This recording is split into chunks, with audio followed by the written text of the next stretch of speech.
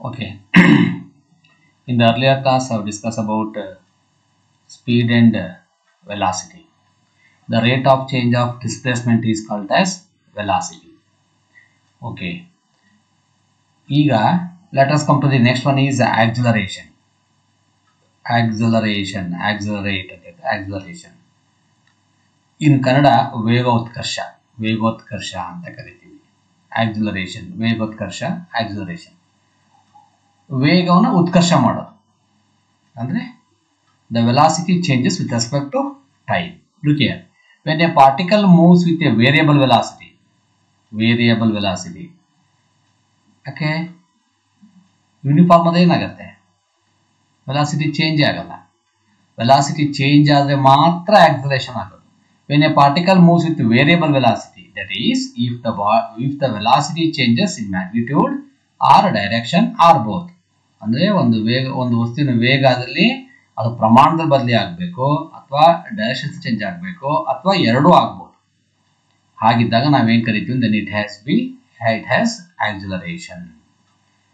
when a particle moves with a variable velocity, ಯಾವುದೇ ಒಂದು ವಸ್ತು ಅಥವಾ ಪಾರ್ಟಿಕಲ್ ವೇರಿಯಬಲ್ ವೆಲಾಸಿಟಿ ಇರಬೇಕು, ವೆಲಾಸಿಟಿ ವೇರಿ ಮಾಡ್ಕೊಳ್ತಾ ಇರಬೇಕು. ಅಂದ್ರೆ ಅದ್ರ ಮ್ಯಾಗ್ನಿಟ್ಯೂಡ್ ಚೇಂಜ್ ಆಗ್ಬೋದು, ಡೈರೆಕ್ಷನ್ ಚೇಂಜ್ ಆಗ್ಬೋದು ಅಥವಾ ಎರಡು ಚೇಂಜ್ ಆಗ್ಬೋದು. ಅದನ್ನ ನಾವೇನ್ ಕರಿತೀವಿ ಅಂದ್ರೆ ಆಕ್ಸಿಲರೇಷನ್ ಅಂತ ಕರಿತೀವಿ. ಹಾಗಾದ್ರೆ ಹೇಗೆ ಡಿಫೈನ್ ಮಾಡ್ಕೊಳ್ತೀವಿ? The rate of change of velocity is called acceleration. Rate of change of velocity, rate of velocity ಅಲ್ಲ, rate of change of velocity. Change of velocity, rate means with respect to time, or the change in velocity with respect to time is also called as acceleration. ಅಂದ್ರೆ ಸಮಯಕ್ಕೆ ಅನುಗುಣವಾಗಿ ವೇಗದಲ್ಲಾಗುವ ಬದಲಾವಣೆಯನ್ನ ನಾವೇಂತ ಕರಿತೀವಿ ಅಂತಂದ್ರೆ acceleration ಅಂತ ಕರಿತೀವಿ. ಸಮಯಕ್ಕೆ ಅನುಗುಣವಾಗಿ ವೇಗದಲ್ಲಾಗುವ ಬದಲಾವಣೆಯನ್ನ ನಾವೇಂತ ಕರಿತೀವಿ ಅಂದ್ರೆ ವೇಗೋತ್ಕರ್ಷ ಅಥವಾ ಆಕ್ಸಿಲರೇಷನ್ ಅಂತ ಕರಿತೀವಿ. ಹೆಂಗೆ?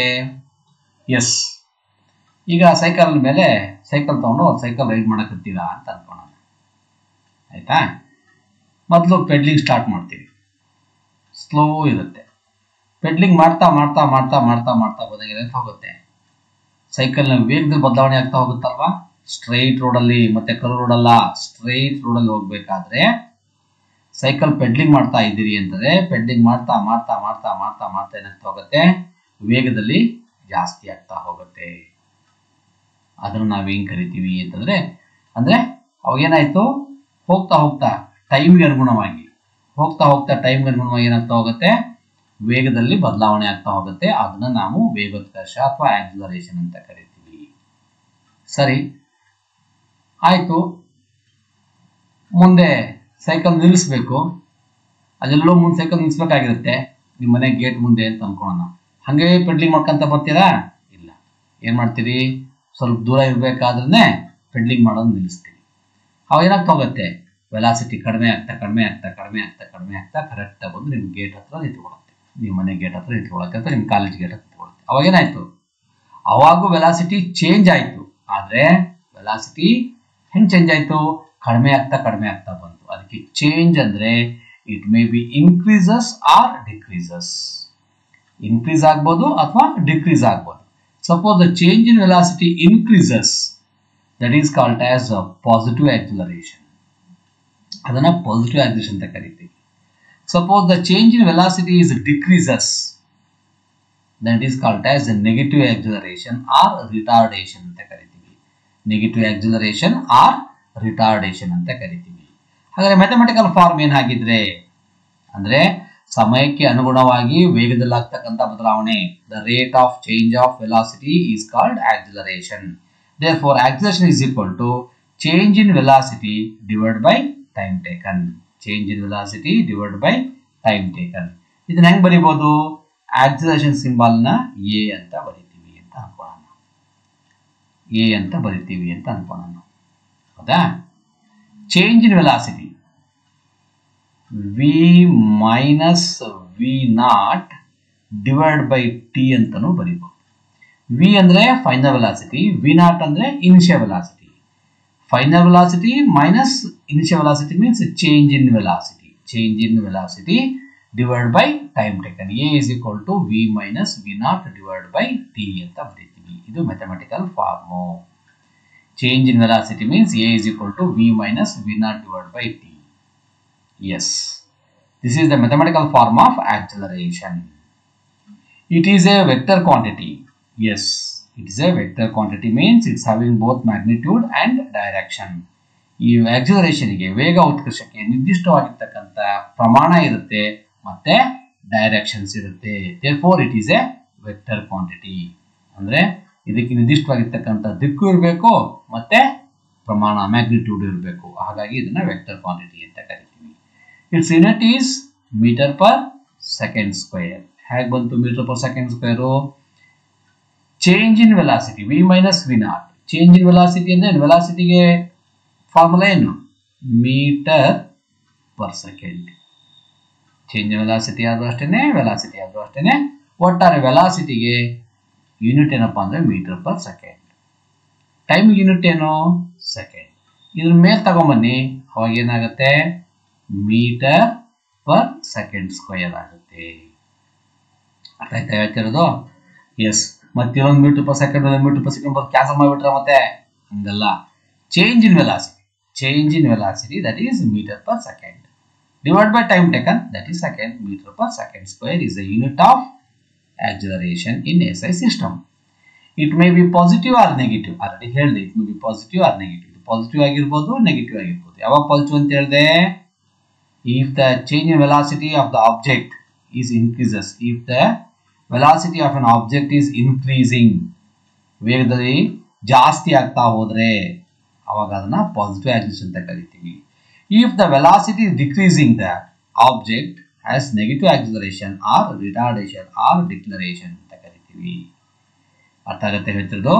ವೆಲಾಸಿಟಿ ಹೋಗ್ತಾ ಹೇಳ್ದಲ್ಲ, ಮನೆಯಿಂದ ಹೊರಡ್ತೀರಿ, ಪೆಡ್ಲಿಂಗ್ ಮಾಡ್ತಾ ಮಾಡ್ತಾ ಮಾಡ್ತಾ ಮಾಡ್ತಾ ವೆಲಾಸಿಟಿ ಜಾಸ್ತಿ ಆಗ್ತಾ ಹೋಗುತ್ತೆ. ವೆಲಾಸಿಟಿ ಚೇಂಜ್ ಆಗೋ ವೆಲಾಸಿಟಿನ ಜಾಸ್ತಿ ಆಗ್ತಾ ಹೋಗುತ್ತೆ. ಅದನ್ನ ನಾವೇನ್ ಕರಿತೀವಿ ಅಂತಂದ್ರೆ ಪಾಸಿಟಿವ್ ಆಕ್ಸಿಲರೇಷನ್ ಅಂತ ಕರಿತೀವಿ. ಇನ್ನೇನು ಕಾಲೇಜ್ ಬಂತು ಅಂದ ತಕ್ಷಣನೇ ಅವಾಗ ಏನ್ ಮಾಡ್ತೀರಿ? ಅವಾಗ ಹಂಗೆ ಪೆಡ್ಲಿಂಗ್ ಮಾಡಲ್ಲ, ಪೆಡ್ಲಿಂಗ್ ನಿಲ್ಲಿಸ್ತೀವಿ. ನಿಲ್ಲಿಸಿ ನಿಧಾನಕ್ಕೆ ಹೋಗ್ತಾ ಹೋಗ್ತಾ ಹೋಗ್ತಾ ಹೋಗ್ತಾ ಹೋಗ್ತಾ ಹೋಗ್ತಾ ಹೋಗ್ತಾ ವೆಲಾಸಿಟಿ ಕಡಿಮೆ ಆಗ್ತಾ ಕಡಿಮೆ ಆಗ್ತಾ ಕಡಿಮೆ ಆಗ್ತಾ ಕರೆಕ್ಟ್ ಆಗಿ ಕಾಲೇಜ್ ಗೇಟ್ ಮುಂದೆ ಒಂದು ಸೈಕಲ್ ನಿಲ್ಲಿಸ್ತೀವಿ. ಅವಾಗ ಡಿಕ್ರೀಸ್ ಆಯ್ತು. ಅದನ್ನ ರಿಟಾರ್ಡೇಷನ್ ಅಥವಾ ನೆಗೆಟಿವ್ ಆಕ್ಸಿಲರೇಷನ್ ಅಂತ ಕರಿತೀವಿ. Yes, this something about acceleration. Acceleration means ವೇಗೋತ್ಕರ್ಷ. ಸಮಯಕ್ಕೆ ಅನುಗುಣವಾಗಿ ವೇಗದಲ್ಲಾಗ್ತಕ್ಕಂಥ ಬದಲಾವಣೆಯನ್ನ ನಾವು ವೇಗೋತ್ಕರ್ಷ ಅಂತ ಕರಿತೀವಿ. Mathematical form is A is equal to v minus v naught. v minus v naught means change in velocity. v is the final velocity, v naught is the initial velocity by time taken. Yes, let us come to the uniform or constant acceleration. Uniform or constant acceleration. If an object moves along a straight line, okay, direction is a straight line, and its velocity changes by equal amounts in equal intervals of time, however small the intervals may be, then its acceleration is uniform. Uniform acceleration or constant acceleration. Yes, ಹೆಂಗೆ ಹೇಳ್ತೀವಿ? ಇಲ್ಲಿಂದ ಹೊರಟಿವಿ, ಹಿಂಗೆ ಹೋಗ್ತಿದ್ದೀವಿ ಅಂತ ಅನ್ಕೊಳ್ಳೋಣ. Straight line ಅಲ್ಲಿ ಇಲ್ಲಿಂದ 1 second, 2 second, 3 second, 4, 5, 6. ಈಗ 0ದಿಂದ 1 ಸೆಕೆಂಡಿಗೆ 20 metre per second ಇದೆ ಅಂತ ಅನ್ಕೊಳ್ಳೋಣ. Metre per second.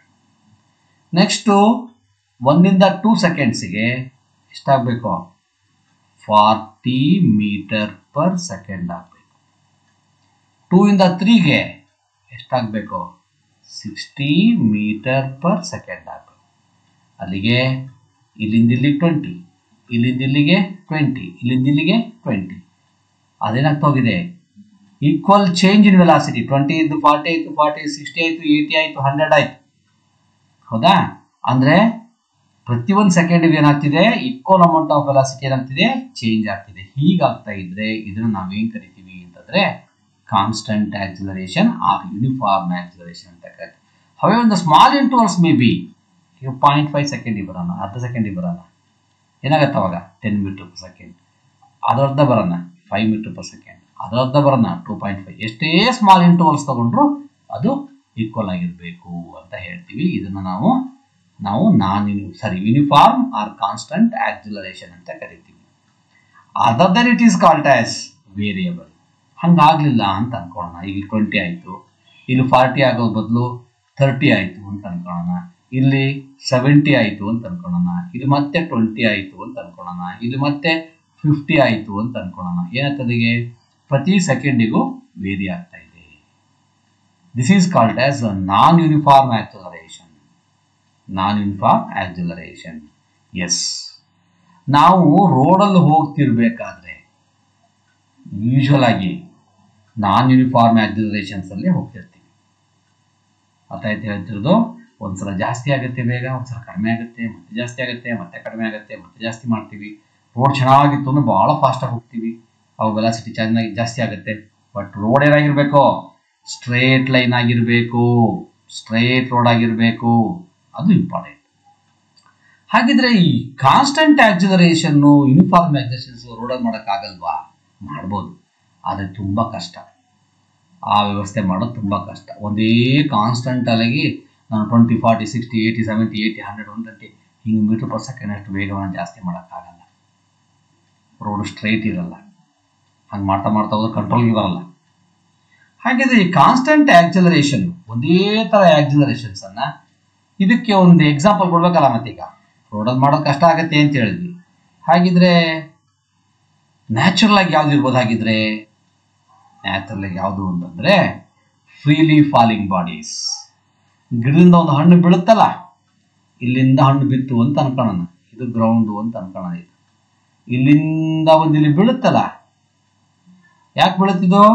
Because of acceleration due to gravity, G ಅಂತ ಕರಿತೀವಿ. Acceleration due to gravity. ಇಲ್ಲಿಂದ ಇಲ್ಲಿ ಬೀಳ್ಬೇಕಾದ್ರೆ ಆಕ್ಸಿಲರೇಷನ್ ಡ್ಯೂ ಟು ಗ್ರಾವಿಟಿ ಏನಾಗಿರುತ್ತೆ? 9.8 metre per second square is a constant. ಅಂದರೆ ಇಲ್ಲಿಂದ ಇಲ್ಲಿ ಬರಬೇಕಾದ್ರೆ ಪ್ರತಿ ಒಂದು ಸೆಕೆಂಡಿಗೂ ಯೂನಿಫಾರ್ಮ್ ಆಗಿ 9.8, 9.8, 9.8, 9.8, 9.8, 9.8 ಅಷ್ಟೇ ಮೀಟರ್ ಪರ್ ಸೆಕೆಂಡ್ ಅಷ್ಟು ವೆಲಾಸಿಟಿ ಚೇಂಜ್ ಆಗ್ತಾ ಹೋಗುತ್ತೆ. ಅದಕ್ಕೆ ಯೂನಿಫಾರ್ಮ್ ಆಕ್ಸಿಲರೇಷನ್ಗೆ ಬೆಸ್ಟ್ ಎಕ್ಸಾಂಪಲ್ ಅಂದರೆ freely falling body. Freely falling body is a best example for uniform or constant acceleration, because acceleration due to gravity is constant. ಅದಕ್ಕೆ ಇದು ಕಾನ್ಸ್ಟಂಟ್ ಅಂತ ಕರೆಯೋದು. ಯಾಕೆ ಕಾನ್ಸ್ಟಂಟ್ ಅಂತ ಕರೀತಾರೆ ಅಂತ ಹೈಸ್ಕೂಲ್ ಓದಿರ್ತೀವಿ. G value is always constant at value is 9.8 at sea level ಅಂತ ಹೇಳ್ತಿರ್ತೀವಿ, ಪಾಠ ಮಾಡ್ತಿರ್ತಾರೆ ನೆಕ್ಸ್ಟ್. ಏನು ಕಾನ್ಸ್ಟಂಟ್ ಅಂದ್ರೆ ಏನಾಗಿದ್ರೆ? ಕಾನ್ಸ್ಟಂಟ್ ಇದಕ್ಕೆ ಕಾನ್ಸ್ಟಂಟ್ ಅಂತ ಕರೆಯೋದು. ಅಂದರೆ ಇಟ್ ಚೇಂಜಸ್ ಈಕ್ವಲ್ ಇಂಟರ್ವಲ್ಸ್. ಹಾಗಿದ್ರೆ ಇಲ್ಲಿಂದ ಒಂದು ಹಣ್ಣು ಬಿತ್ತು ಅಂದ್ರೆ ಒಂದೇ ಥರ ಬರುತ್ತಾ? ನೋ.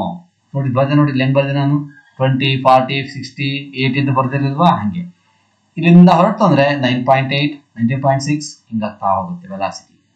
ಅಂದರೆ ಹೋಗ್ತಾ ಬರೋಣ ಬಿಡುತ್ತೆ. ಆದರೆ ಪ್ರತಿ ಸೆಕೆಂಡಿಗೂ ಏನು ಮಾಡುತ್ತೆ? ಈಕ್ವಲ್ ಚೇಂಜ್ ಇನ್ ವೆಲಾಸಿಟಿನ ಹೊಂದಿರುತ್ತೆ. ಹಾಗಾಗಿ the best example is any freely falling body is the best example for acceleration due to gravity. Yes, ಒಂದು note. For a particle moving with uniform acceleration, ಯಾವುದೋ ಒಂದು ವಸ್ತು ಯೂನಿಫಾರ್ಮ್ ಆಕ್ಸಿಲೇಟ್ ಆಗ್ತಿದೆ ಅಂತ ಅನ್ಕೊಳ್ಳೋಣ. ಇಲ್ಲಿಂದ ಇಲ್ಲಿ ಇದಲ್ಲೇ ಯಾವುದು ಫ್ರೀಲಿ ಫಾಲಿಂಗ್ ಬಾಡಿ ಹೇಳಿದ್ನಲ್ಲ. ಹಾಗಿದ್ರೆ ಆವರೇಜ್ ವೆಲಾಸಿಟಿ ಎಷ್ಟು? ನಾನು ಹೇಳಿದೆ ಇಲ್ಲಿ 9.8 ಇದ್ದಾಗ 19.6 ಆಗುತ್ತೆ, 27 ಸಮಥಿಂಗ್ ಆಗುತ್ತೆ. ನೆಕ್ಸ್ಟ್ ಹಿಂಗೆ ಜಾಸ್ತಿ ಆಗ್ತಾ ಹೋಗುತ್ತೆ. ಹಾಗಾದ್ರೆ ಆವರೇಜ್ ವೆಲಾಸಿಟಿ ಹೇಳ್ದಂಗಾದ್ರೆ initial velocity plus final velocity divide by 2. Initial velocity ಇಲ್ಲಿದ್ದಾಗ 9.8 ಇತ್ತು ಅಂತ ಅನ್ಕೊಳ್ಳೋಣ. ಆಯ್ತಾ? ಇಲ್ಲಿ ಫಸ್ಟೊತ್ತಿಗೆ ವೆಲಾಸಿಟಿ ಎಷ್ಟಾಗುತ್ತೆ? 1, 2, 3, 4, 5, 6, 7 ಅಂದರೆ 10 7s 70, ಅಂದರೆ ಅರೌಂಡ್ ಅಬೌಟ್ 64 ಸಮಥಿಂಗ್ 65 ಸಮಥಿಂಗ್ ಬರ್ತಾ ಹೋಗುತ್ತೆ ಅಂತ ಅನ್ಕೊಳ್ಳೋಣ. 64.8 ಒಂದು ಅಪ್ರಾಕ್ಸಿಮೇಟ್ ತಗೋಣ. ಈ 9.8 64.8 ಎರಡೊಂದು ಆ್ಯಡ್ ಮಾಡಿ ಡಿವೈಡ್ ಬೈ ಮಾಡಿದ್ರೆ to get the average velocity. ಯಾವಾಗ? The particle moving with uniform acceleration. Therefore, V average is equal to V U plus V divided by V by 2 ಅಂತ ಬರ್ಕೊಂಡಿದ್ದೀವಿ. ಸ್ವಲ್ಪ ನೋಟೇಷನ್ ಚೇಂಜ್ ಮಾಡ್ಕೊಳ್ಳೋಣ. ಈಗ average velocity V average is equal to V naught plus plus V divide by 2 ಮಾಡೋಣ. ಯಾಕಂದ್ರೆ ಇಲ್ಲಿ ಹೇಳ್ಕೊಂಡಿದ್ದೇವೆ ಮೇಲೆ ಇದೇನು ಹೇಳ್ಕೊಂಡ್ವಿ, V naught is the initial velocity, V is the final velocity ಅಂತ ಹೇಳ್ಕೊಂಡ್ವಲ್ಲ. ಇದು ಟೆಕ್ಸ್ಟ್ ಬುಕ್ ಅಲ್ಲಿ ಈ ತರ ಸಿಂಬಲ್ಸ್ ಯೂಸ್ ಮಾಡಿದ್ರೆ, ಅದಕ್ಕೆ V naught is the final initial velocity, V is the final velocity, V naught plus V divide by 2 ಅಂತ ಬರೀತೀವಿ. This is something the average velocity. ಅಂದ್ರೆ ಎರಡು ತರ ಆವರೇಜ್ ವೆಲಾಸಿಟಿ ಹೇಳ್ತೀವಿ, ಸರಿಯಾಗಿ ನೆನ್ಪಿಟ್ಕೊಳ್ಳಿ. Suppose the particle moving in the non-uniform velocity, the average velocity is total distance divided by total time taken. Ilide nodri, ilide nodi, ilide nodi. Average velocity yavagido in case of variable velocity. Ilide variable velocity idella, variable velocity illidaga total distance by total time taken ಹೇಳ್ತೀವಿ. ಅದನ್ನೇ ನಾವು uniform acceleration ಬಂದ್ರೆ ಅವಾಗ initial velocity plus final velocity ಅಂತ ಹೇಳ್ತೀವಿ. ಎರಡು ತರ ನಾವು ಮಾಡ್ತೀವಿ. ಅಲ್ಲಿ ಕ್ವಶನ್ ಅಲ್ಲಿ ನೋಡ್ಬೇಕು, ವೆಲಾಸಿಟಿ ಕೊಟ್ಟಿದಾರೋ ಆಕ್ಸಿಲರೇಷನ್ಸ್ ಕೊಟ್ಟಿದಾರೋ ಅನ್ನೋ ಕಂಡೀಷನ್ಸ್ ನೋಡ್ಕೊಂಡು, ಯೂನಿಫಾರ್ಮ್ ಆಕ್ಸಿಲರೇಷನ್ ಕೊಟ್ಟಿದಾರೋ ಅಥವಾ ವೇರಿಯಬಲ್ ವೆಲಾಸಿಟಿ ಕೊಟ್ಟಿದಾರೋ ಅಂತ ನೋಡ್ಕೊಂಡು ನಾವು ಬರೀಬೇಕಾಗತ್ತೆ. ಎಸ್, ನಾವು let us come to the velocity time graph, V T graph. ಅವಾಗ ಪಿ ಟಿ ಗ್ರಾಫ್ ಮಾಡಿದ್ವಿ ಹಿಂದಿನ ಕ್ಲಾಸ್ ಅಲ್ಲಿ. ಈಗ ವಿ ಟಿ ಗ್ರಾಫ್ ನೋಡ್ತೀವಿ, ವೆಲಾಸಿಟಿ ಟೈಮ್. ಅವಾಗ ಪೊಸಿಷನ್ ಟೈಮ್ ಗ್ರಾಫ್ ಅಂದ್ರೆ ಏನೋ ಅದರ ಇಂಪಾರ್ಟೆನ್ಸ್ ಏನಂತ ಹಿಂದಿನ ಕ್ಲಾಸ್ ಅಲ್ಲಿ ಹೇಳಿದ್ದೀನಿ. Yes, when the velocity of a moving body at different instant of time are known, the graph obtained by taking velocity along the y-axis and the time taken along the x-axis is known as velocity time graph. Suppose the particle moving in the different velocity of different instant of time, ಬೇರೆ instant of time ಅಲ್ಲಿ ವೆಲಾಸಿಟಿನ ಹೊಂದಾಗ, ವೆಲಾಸಿಟಿನ along the Y axis, time ಅನ್ನ along the X axis ತಗೊಂಡಾಗ graph ಹಾಕಿ ತಗೊಂಡು graph ಅನ್ನ ಪ್ಲಾಟ್ ಮಾಡೋದಕ್ಕೆ ನಾವು ವೆಲಾಸಿಟಿ ಟೈಮ್ ಗ್ರಾಫ್ ಅಂತ ಕರಿತೀವಿ.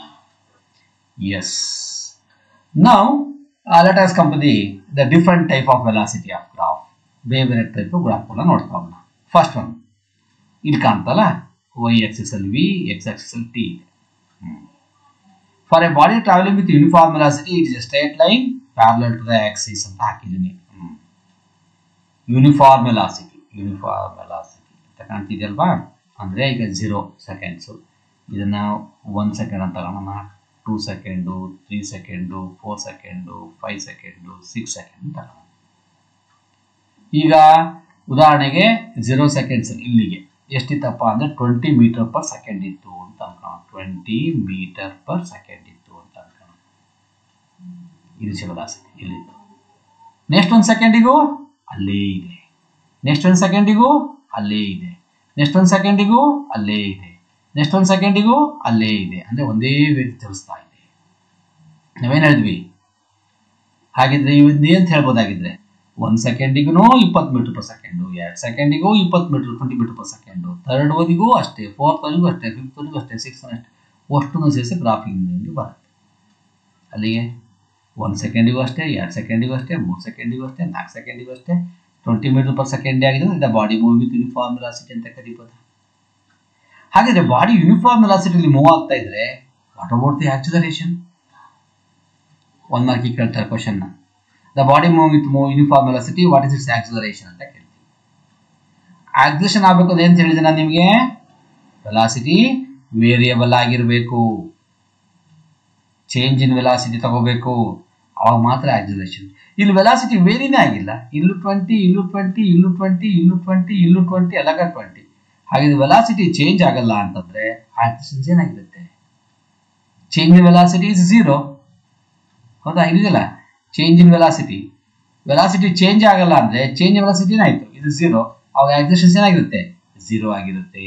ಅಂದ್ರೆ the body moving with uniform velocity, then the acceleration is 0. The body moving with uniform velocity, the acceleration is 0.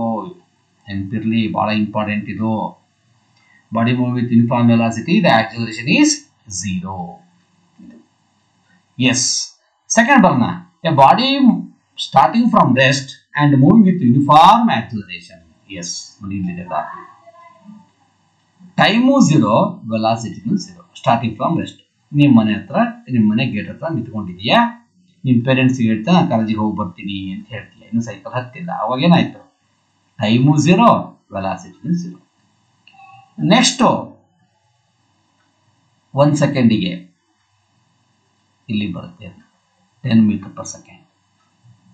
1 ಸೆಕೆಂಡಿಗೆ 10 ಮೀಟರ್ ಪರ್ ಸೆಕೆಂಡ್. 2 ಸೆಕೆಂಡಿಗೆ 20 ಮೀಟರ್ ಪರ್ ಸೆಕೆಂಡ್. 3 ಸೆಕೆಂಡಿಗೆ 30 ಮೀಟರ್ ಪರ್ ಸೆಕೆಂಡ್. 4 ಸೆಕೆಂಡಿಗೆ 40 metre per second. ಇಲ್ಲಿ ಏನಾಯ್ತು? Equal change in velocity ನೋಡಿ. 10 ಇತ್ತು, 20 ಆಯ್ತು, 30 ಆಯ್ತು, 40 ಆಯ್ತು. ಅಂದ್ರೆ ಇಲ್ಲಿಂದ 1 ಸೆಕೆಂಡಿಗೆ 10 ಮೀಟರ್ ಪರ್ ಸೆಕೆಂಡ್, ನೆಕ್ಸ್ಟ್ 1 ಸೆಕೆಂಡಿಗೆ 10 ಮೀಟರ್ ಪರ್ ಸೆಕೆಂಡ್, ನೆಕ್ಸ್ಟ್ 1 ಸೆಕೆಂಡಿಗೆ 10 ಮೀಟರ್ ಪರ್ ಸೆಕೆಂಡ್. ಆದ್ರೆ ಚೇಂಜ್ ಆಗ್ತಾ ಇದೆ. 10, 20, 30, 40 ಚೇಂಜ್ ಆಗ್ತಾ ಇದೆ. That means the equal change in velocity in equal intervals of time called as ಏನ್ ಕರೀತೀವಿ ಇಲ್ಲಿ? Constant acceleration or uniform acceleration. ಅಂದ್ರೆ the graph is like this type. Graph is a straight line. Graph straight line ಅಲ್ಲಿ ಬರ್ತಾ ಇದೆ ಅಂತಂದ್ರೆ, ಈಗ straight line ಇದೆ ಅಂತಂದ್ರೆ ಏನಾಗಿದೆ ಅಂದ್ರೆ the starting from rest cycle ಮನೆ ಗೆಟ್ ಹೊರಟಿದೆ. Starting from rest moving with uniform acceleration ಅಂತ ಹೇಳಿದೆ. A body starting from rest and moving with uniform acceleration because in every second it changes equal change in velocity. ಹಾಗಾಗಿ therefore that is the body starting from rest moving with uniform acceleration. Next third graph ಇದೆ ನೋಡಿ. Third graph. So ಇದಕ್ಕೂ difference ಇದೆ. ಯಾವಾಗಲೂ straight line ಏನು ಬರ್ತೀವಿ? ಇಲ್ಲಾಗಿರ್ಬೋದು. Straight line means uniform. ನೆನ್ಪಿಟ್ಕೊಂಡ್ಬಿಡಿ, ಸ್ಟ್ರೇಟ್ ಲೈನ್ ಮೀನ್ಸ್ ಯೂನಿಫಾರ್ಮ್. ಹಾಗಾಗಿ ಇಲ್ಲಿ ಬರ್ರಿ ಹಂಗೆ ನೋಡೋಣ. ಈಗ 0 ಇಲ್ಲಿ 1 ಸೆಕೆಂಡು, 2 ಸೆಕೆಂಡು, 3 ಸೆಕೆಂಡು, 4 ಸೆಕೆಂಡ್. ಓಕೆನಾ? ಹಾ ನೋಡಿ, ಈ ಪಾಯಿಂಟ್ ಇಲ್ಲಿದ್ದರೆ ಇದಾಗ್ಬಿಡೋದು. ಇಲ್ಲಿ ಮೇಲಿದೆ ಅಂದರೆ 0 ಸೆಕೆಂಡಿಗೆ ಇಲ್ಲೊಂದು ಎಷ್ಟು? ಉದಾಹರಣೆಗೆ ಇಲ್ಲಿ 10 ಅನ್ಕೊಳ್ಳೋಣ, ಇಲ್ಲಿಗೆ 20 ಅನ್ಕೊಳ್ಳೋಣ, next 30, next 40, so and so. 0 ಸೆಕೆಂಡ್ಸಿಗೆ ಆಲ್ರೆಡಿ 20 ಮೀಟರ್ ಪರ್ ಸೆಕೆಂಡ್ ಅಷ್ಟು ವೆಲಾಸಿಟಿ ತಗೊಂಡ್ಬಿಟ್ಟಿದೆ. ಹೌದಾ? ಆಮೇಲೆ ಒಂದೊಂದು ಸೆಕೆಂಡ್ ಏನ್ ಮಾಡ್ತಿದೆ ಅಂತಂದ್ರೆ ಯೂನಿಫಾರ್ಮ್ ಆಗಿ ಚೇಂಜ್ ಆಗುತ್ತೆ. 20, 30, 40, 50, 60, 70, so and so. ಅಂದ್ರೆ ಏನ್ ಹೇಳ್ಬೋದಾಗಿದ್ರೆ the particle or body having certain initial velocity, then after moving with uniform axis ಅಂತ ಕರಿಬೋದಾ? ಅಂದ್ರೆ ಪ್ರಾರಂಭಿಕವಾಗಿಯೇ ಸ್ವಲ್ಪ ಒಂದಿಷ್ಟು ವೇಗವನ್ನ ಪಡೆದುಕೊಂಡಿತ್ತು, ಆನಂತರ ಏನ್ ಮಾಡುತ್ತೆ? ಯೂನಿಫಾರ್ಮ್ ಆಗಿ ಆಕ್ಸಿಲರೇಟ್ ಆಗುತ್ತೆ. ಇಲ್ಲಿ ಸ್ಟಾರ್ಟಿಂಗ್ ಅಲ್ಲಿ ರೆಸ್ಟ್ ಅಲ್ಲೇ ಇತ್ತು, ಆನಂತರ ಯೂನಿಫಾರ್ಮ್ ಆಗಿ ಆಕ್ಸಿಲರೇಟ್ ಆಗ್ತಾ ಇತ್ತು. ಇಲ್ಲಿ ಸ್ಟಾರ್ಟಿಂಗ್ ಸ್ವಲ್ಪ ಇನಿಷಿಯಲ್ ವೆಲಾಸಿಟಿ ಹೊಂದಿದೆ. ಎಷ್ಟು ಹೊಂದಿದೆ? 20 ಮೀಟರ್ ಪರ್ ಸೆಕೆಂಡ್ ಅಷ್ಟು ಹೊಂದಿದೆ. ಹೆಂಗಾದ್ರೆ ಇದು? ನಾವು ಮನೆಯಿಂದ ಹೊರಟ್ರೆ ಸ್ಟಾರ್ಟಿಂಗ್ 0 ಆಗಿರುತ್ತೆ, ಇದೇನು 20 ಬಂದ್ಬಿಡುತ್ತೆ ಅಂತ ಪ್ರಶ್ನೆ ಬರುತ್ತಲ್ವಾ? ಎಸ್. ಈಗ ನೋಡಿ, ಇದು ನಿಮ್ಮನೆ ಗೇಟ್. ಕರೆಕ್ಟ್. ನಿಮ್ಮ ಮನೆಯಿಂದ ಹೊರಟ್ರೆ ಅವಾಗ ವೆಲಾಸಿಟಿ 0 ಆಗಿತ್ತು. ನಿಮ್ಮ ಮನೆಯಿಂದ ಹೊರಟಾಗ 0ನೇ. ನಿಮ್ಮ ಮನೆಯಿಂದ ಬರ್ತೀಯ, 2 ಮನೆ ಬಿಟ್ಟು ನಿಮ್ಮ ಫ್ರೆಂಡ್ ನಿಂತ್ಕೊಂಡಿದ್ದಾನೆ, ಒಬ್ರು ಗೇಟ್ ಹತ್ರ ನಿಮ್ಮ ಫ್ರೆಂಡ್ ನಿಂತ್ಕೊಂಡಿದ್ದಾನೆ ಅಂತ ಅನ್ಕೋಣ. ಹಿಂಗೆ ಸೈಕಲ್ ಮೇಲೆ ಹೋಗ್ತಾ ಇದ್ದೀರಿ. ಅವ್ರ ಮನೆ ಹತ್ರ ಬಂದಾಗ ನೀವು ಸೈಕಲ್ ನಿಲ್ಸಲ್ಲ, ನಿಂತು ಹೊರಡಲ್ಲ, ಹಂಗೆ ಅವ್ನಿಗೆ ಹಾಯ್ ಅನ್ಕಂತ ಹೋಗ್ತೀಯ. ನೋಡ್ಬೇಕಲ್ಲ, ಹಿಂಗಿದೆ. ಇದು ನಿಮ್ಮ ಮನೆ ಅಂತ ಅನ್ಕೋಣ. ಸ್ಟಾರ್ಟಿಂಗ್ ಫ್ರಮ್ ರೆಸ್ಟೇ, ಅದಕ್ಕೆ 2 ಮಾತೇ ಇಲ್ಲ. ಇಲ್ಲಿ ಒಂದು ಮನೆ ಬಿಟ್ಟು ಇನ್ನೊಂದು ಮನೆಯಲ್ಲಿ ನಿಮ್ಮ ಫ್ರೆಂಡ್ ಇರ್ತಾನೆ ಅಂತ ಅನ್ಕೊಳ್ಳೋಣ. ಇಲ್ಲಿ ನಿಮ್ಮ ಫ್ರೆಂಡ್ ನಿಂತ್ಕೊಂಡಿದ್ದಾನೆ, ಇಲ್ಲಿ ನಿಮ್ಮ ಫ್ರೆಂಡ್ ನಿಂತ್ಕೊಂಡಿದ್ದಾನೆ, ಇಲ್ಲಿ ನಿಮ್ಮ ಮನೆ. ಇದು ಇಲ್ಲಿಂದ ಬರ್ತಿದ್ಯಾ ಸೈಕಲ್ ಮೇಲೆ. ಇಲ್ಲಿ ಸ್ಟಾರ್ಟಿಂಗ್ ಫ್ರಮ್ ರೆಸ್ಟ್. ಇಲ್ಲಿ ಬರೋಷ್ಟೊತ್ತಿಗೆ ನಿನ್ನ ಸೈಕಲ್ ಎಷ್ಟೊಂದು ಬೇಗ ಪಡ್ಕೊಂಡಿರ್ತಾನೆ. ಇಲ್ಲಿ ಸೈಕಲ್ ನಿಲ್ಸಲ್ಲ ನೀನು, ಹಂಗೆ ಏನ್ ಮಾಡ್ತೀಯಾ? ಹಂಗೆ ಮೂವ್ ಆಗ್ತೀಯ, ಅವ್ನಿಗೆ ಹಾಯ್ ಅಂತ ಹೋಗ್ತೀಯ. ಅವಾಗ ಸೈಕಲ್ ಮೂವ್ ಆಗ್ತಿರುತ್ತಲ್ವಾ? ಅಂದ್ರೆ ಇಲ್ಲಿ ಪಾಯಿಂಟ್ ತಗೊಂಡಾಗ, ಈ ಫ್ರೆಂಡ್ಸ್ ಇಟ್ಕೊಂಡಿದ್ದ ಪಾಯಿಂಟ್ ತಗೊಂಡ್ರೆ the body has certain initial velocity ಅಲ್ವಾ? ಹಂಗೇನೆ ಇಲ್ಲಿ ತಗೊಂಡಿರೋದು. ಅಂದ್ರೆ ಇನಿಷಿಯಲ್ ಅಂದ್ರೆ ಈ ಎಫ್ ಅಂತ ಫ್ರೆಂಡ್ ಬರ್ಕೊಂಡಾಗ ಇದು ಇಲ್ಲೇ ಫ್ರೆಂಡ್ ಇಟ್ಕೊಂಡಿದ್ದಾನೆ ಅಂತ ಅರ್ಥ. ನಿಮ್ಮ ಫ್ರೆಂಡ್ ಹತ್ರ ಬರೋಷ್ಟೊತ್ತಿಗೆ ನಿಮ್ಗೆ ಆಗಲೇ 20 ಮೀಟರ್ ಪರ್ ಸೆಕೆಂಡ್ ಅಷ್ಟು ವೆಲಾಸಿಟಿ ಬಂದ್ಬಿಟ್ಟಿದೆ. ಅರ್ಥ ಆಯ್ತು ಹೇಳ್ತಿರೋದು. ಹಾಗಾಗಿ initial having initial velocity then moving with uniform. ಆಮೇಲೆ ಏನ್ ಮಾಡ್ತೀವಿ, ನಿಮ್ಮ ಫ್ರೆಂಡಿಗೆ ಹಾಯ್ ಅಂತ ಅಂದ್ಬಿಟ್ಟು ಆಮೇಲೆ ಪ್ರತಿ ಸೆಕೆಂಡಿಗೂ ಈಕ್ವಲ್ ಚೇಂಜ್ ವೆಲಾಸಿಟಿ ಹೊಂದ್ಕೊಂತ ತಗೊಳ್ತಾ ಹೋಗ್ತೀವಿ, ಈಕ್ವಲ್ ಚೇಂಜ್ ವೆಲಾಸಿಟಿ ಮಾಡ್ತಾ ಹೋಗ್ತೀಯ. ಅವಾಗ ಯೂನಿಫಾರ್ಮ್ ಆಕ್ಸಿಲರೇಷನ್ ಅದನ್ನೇ ಇದು ಹೇಳಿದ್ರು. For a body starting with initial velocity and moving with a uniform acceleration. Next ಬರೋಣ. For a body moving with uniform retardation. Retardation ಏನು? Negative acceleration. ಅದು ಯೂನಿಫಾರ್ಮ್ ನೋಡ್ರಿ ಇಲ್ಲ ಹಂಗಾರೆ. ಇದು ಯಾವಾಗ? ಇದು ಬಹಳ ಚೆನ್ನಾಗಿದೆ. ಇಲ್ಲಿ ಟೈಮ್ ಆಗ್ತಾ ಆಗ್ತಾ ಆಗ್ತಾ ವೆಲಾಸಿಟಿ ಕಡಿಮೆ ಆಗ್ತಾ ಬರುತ್ತೆ. ವೆಲಾಸಿಟಿ ಕಡಿಮೆ ಆಗ್ತಾ ಬರುತ್ತೆ ಅಂದ್ರೆ ಯಾವಾಗಿದು? ಮನೆಯಿಂದ ಹೊರಟಿದ್ದಿ, ಕಾಲೇಜು ಇಲ್ಲೆಲ್ಲೋ ಇದೆ, ನಿಮ್ಮ ಕಾಲೇಜು ಇಲ್ಲೆಲ್ಲೋ ಇದೆ ಅಂತ ಅನ್ಕೊಳ್ಳೋಣ. 5 ಸೆಕೆಂಡ್ ಹೋದ್ಮೇಲೆ ನಿಮ್ಮ ಕಾಲೇಜ್ ಗೇಟ್ ಬರುತ್ತೆ ಅಂತಂದಾಗ ಹಂಗೇ ಪೆಡ್ಲಿಂಗ್ ಮಾಡ್ಕೊಂಡ್ ಬರ್ತೀಯಾ. ಹಂಗೇ ಪೆಡ್ಲಿಂಗ್ ಮಾಡ್ಕೊಂತ ಹೋಗ್ಬಿಟ್ರೆ ಕಾಲೇಜ್ ಗೇಟ್ ಬಿಟ್ಟು ಮುಂದಿನ ಗೇಟಿಗೆ ಹೋಗ್ಬಿಡ್ತೀಯ ಅಲ್ವಾ? ಅವಾಗ ಸ್ಟಾರ್ಟಿಂಗ್ ಅಲ್ಲಿ ಎಷ್ಟೊಂದು ವೆಲಾಸಿಟಿ ಇತ್ತು ನಿನಗೆ, ನೀವು ಪೆಡ್ಲಿಂಗ್ ಮಾಡ್ತಾ ಇದ್ದಲ್ಲ ಇಷ್ಟು ವೆಲಾಸಿಟಿ ಇತ್ತು. ಇನ್ನು 5 ಸೆಕೆಂಡ್ಗೆ ನನ್ನ ಕಾಲೇಜ್ ಗೇಟ್ ಬಂದ್ಬಿಡುತ್ತೆ ಅಂತ ಏನ್ ಮಾಡ್ತೀಯ, ಪೆಡ್ಲಿಂಗ್ ಮಾಡೋದು ನಿಲ್ಲಿಸ್ತೀಯ. ಅವಾಗ 1 ಸೆಕೆಂಡಿಗೆ ಇಷ್ಟು ವೆಲಾಸಿಟಿ, 2 ಸೆಕೆಂಡಿಗೆ ಇಷ್ಟು, 3 ಸೆಕೆಂಡಿಗೆ ಇಷ್ಟು, 4 ಸೆಕೆಂಡಿಗೆ ಇಷ್ಟು, 5 ಸೆಕೆಂಡಿಗೆ ಇಲ್ಲಿ ಬರುತ್ತೆ. ಅವಾಗ ಉದಾಹರಣೆಗೆ ಇಲ್ಲಿ 40, ಇಲ್ಲಿ 30, ಇಲ್ಲಿ 20, ಇಲ್ಲಿ 10, ಆಮೇಲೆ 0. ಏನಾಯ್ತು ಹಂಗಾರೆ? ಯೂನಿಫಾರ್ಮ್ ಆಗಿ ರಿಟಾರ್ಡ್ ಆಗ್ತಿದೆಯಲ್ವಾ? ಟೈಮ್ ಜಾಸ್ತಿ ಆಗ್ತಾ ಇದೆ, ವೆಲಾಸಿಟಿ ಕಮ್ಮಿ ಆಗ್ತಾ ಬರುತ್ತೆ. This is called as uniform retardation. ಅರ್ಥ ಆಗತ್ತೆ ಹೇಳ್ತಿರೋದು. ಹಾಗಾಗಿ ಅದೆಷ್ಟೋ ಒಂದು ವೇಗದಲ್ಲಿ ಬರ್ತಾ ಇದ್ದೆ, ನೀನು 50 ಮೀಟರ್ ಪರ್ ಸೆಕೆಂಡ್ ವೇಗದಲ್ಲಿ ಬರ್ತಾ ಇದ್ದೆ. ಇನ್ನು 5 ನಿಮಿಷಕ್ಕೆ ನಮ್ಮ ಕಾಲೇಜ್ ಗೇಟ್ ಬಂದ್ಬಿಡುತ್ತೆ ಅಂತ ಏನ್ ಮಾಡಿದೆ, ಪೆಡ್ಲಿಂಗ್ ಮಾಡೋದು ನಿಲ್ಲಿಸಿದ್ವಿ.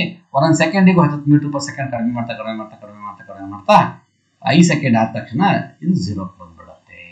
This is called as uniform retardation or negative acceleration. For a body moving with increasing acceleration. ಇಲ್ಲಿ ನೋಡಿ, ಇವೆಲ್ಲವೂ ಸ್ಟ್ರೇಟ್ ಲೈನ್ ಇದ್ವು, ಇಲ್ಲಿ ನೋಡಿದ ತಕ್ಷಣ ಕರ್ವ್ ಲೈನ್ ಬಿಡ್ತೀವಿ. ಹಂಗತ್ತೇನು ವೇರಿಯೇಬಲ್ ಅಂತ ಅನ್ಬೋದಲ್ವಾ? ಇವೆರಡು ವೇರಿಯೇಬಲ್, ಇಲ್ಲಿ ಯೂನಿಫಾರ್ಮ್ ಶಬ್ದ ಬಳಸಂಗಿಲ್ಲ. For a body moving with increasing acceleration 0, 1 second, 2 second, 3 second, 4 second, 5 second. 1 ಸೆಕೆಂಡಿಗೆ ಸ್ವಲ್ಪ ವೆಲಾಸಿಟಿ ಇಷ್ಟಿದೆ ವೆಲಾಸಿಟಿ. 2ನೇ ಸೆಕೆಂಡಿಗೆ ಒಂಚೂರು ಜಾಸ್ತಿ, 3 ಸೆಕೆಂಡಿಗೆ ಇಷ್ಟ ಆಯ್ತು, 4ನೇ ಸೆಕೆಂಡಿಗೆ ಇಲ್ಲಿ ಬಂದ್ಬಿಡು, 5 ಸೆಕೆಂಡಿಗೆ ಇಲ್ಲಿ ಬಂದ್ಬಿಡುತ್ತೆ. ಏನಾಯ್ತು ಹಂಗಿತ್ತು? ಇಲ್ಲಿ ನಾನು ಯೂನಿಫಾರ್ಮ್ ತಾನೆ ಇನ್ಕ್ರೀಸ್ ಆಗ್ತಾ ಹೋಗ್ತಿದಲ್ವಾ? therefore the acceleration is increases, the graph is like this type. ಅದನ್ನು ಬರ್ಕೊಂಡಿದ್ದೀವಿ. Last one, for a body moving with decreasing acceleration. ಇಲ್ಲಿ ನೋಡಿ ಚೆನ್ನಾಗಿದೆ. ಸ್ಟಾರ್ಟಿಂಗ್ ರೈಸ್ ಆಗ್ಬಿಡುತ್ತೆ ಹಿಂಗೆ, ಆಮೇಲೆ ಒಂದೇ ತರ ಹೊಂಟ್ಬಿಡುತ್ತೆ. ಯಾವಾಗಿದು? ಸೈಕಲ್ ಹತ್ತೀರಾ, ಸೈಕಲ್ಗೆ ಶುರು ಮಾಡ್ತೀರಾ, ಪೆಡ್ಲಿಂಗ್ ಸ್ಟಾರ್ಟ್ ಮಾಡ್ತೀರಾ, ಜಾಸ್ತಿ ಮಾಡ್ತಾ ಬಹಳ ಫಾಸ್ಟ್ ಆಗುತ್ತೆ. ಯಾವಾಗ ತುಂಬಾ ಸ್ಪೀಡ್ ಆಯ್ತು ನಿಮ್ಮ ಸೈಕಲ್ ಅಂದ ತಕ್ಷಣ ಆಮೇಲೆ ಪೆಡ್ಲಿಂಗ್ ಮಾಡೋದು ನಿಲ್ಲಿಸ್ಬಿಡ್ತೀಯ. ಹಂಗೆ ಮಾಡ್ತಾ ಹೋಗ್ಬಿಟ್ರೆ ಏನಾಗುತ್ತೆ, ಮುಂದೋಗಿ ಬಿದ್ಬಿಡ್ತೀಯ. ಅದಕ್ಕೆ ಏನ್ ಮಾಡ್ತೀಯ, ಸಾಕು ನನಗೆ ಇನ್ಕಿ ಜಾಸ್ತಿ ಸ್ಪೀಡ್ ಮಾಡ್ಕೊಂಡ್ರೆ ನಾನು ಬಿದ್ದೋಗ್ಬಿಡ್ತೀನಿ ಅಂತ ಏನ್ ಮಾಡ್ತೀಯ, ಒಂದೇ ತರ ಬರ್ತೀಯ, ಅಂದ್ರೆ ಡಿಕ್ರೀಸಿಂಗ್.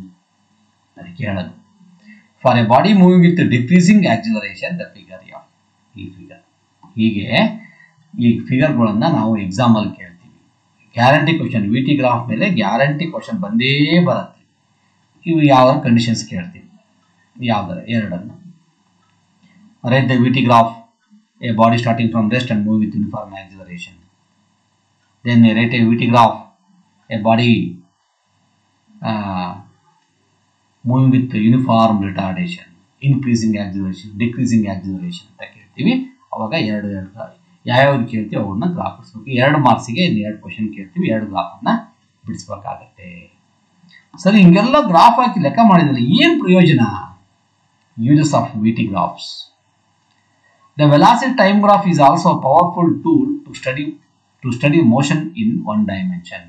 1 ಡೈಮೆನ್ಷನ್ ಸ್ಟಡಿ ಮಾಡಲಿಕ್ಕೆ ವಿ ಟಿ ಗ್ರಾಫ್ ಇದೆಯಲ್ಲ ಒಂದು ಪವರ್ಫುಲ್ ಟೂಲ್ಸ್.